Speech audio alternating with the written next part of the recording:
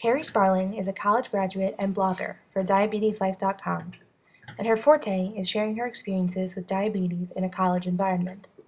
She began college in September 2005 and had a lot of anxiety about how her new roommate Julie would react to her tackle box full of needles and her army of insulin in their shared mini-fridge. The first time Sparling spoke to Julie, they had a typical exchange of information. Julie was majoring in music and played the cello. Sparling was diabetic and would be shooting up in the room from time to time. Luckily, Sparling did well, but for many other college students, this disease is a huge struggle. A study conducted by researchers at the Kaiser Permanente Center for Health Research found a 30% increase in diabetes for people between the ages of 18 and 29 over the last decade. A disease that was once considered rare in people under 50 is quickly becoming an epidemic. According to the Juvenile Diabetes Research Fund, on average, 1 out of every 400 students on a college campus has type 1 diabetes. At a school like Radford, that's 30 students who live with the disease. Type 1 diabetes is usually genetic in young people and requires constant monitoring and attention. In order to function normally, people with type 1 diabetes have to inject themselves with insulin and test their blood multiple times a day. This disease is especially difficult for college students to manage, with the many changes, stresses, and freedoms college life brings.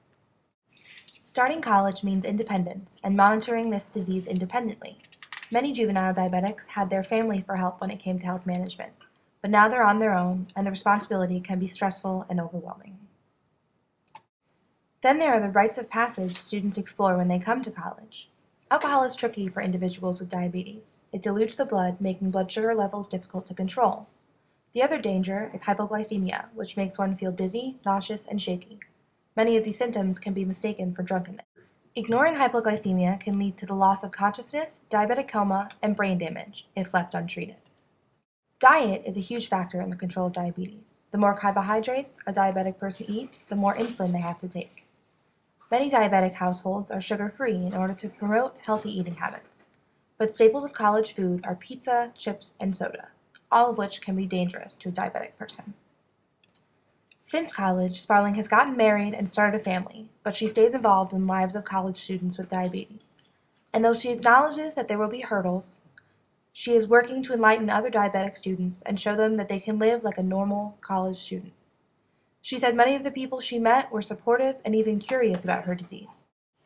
She also started a diabetes awareness group at her alma mater in order to provide support for individuals with similar struggles.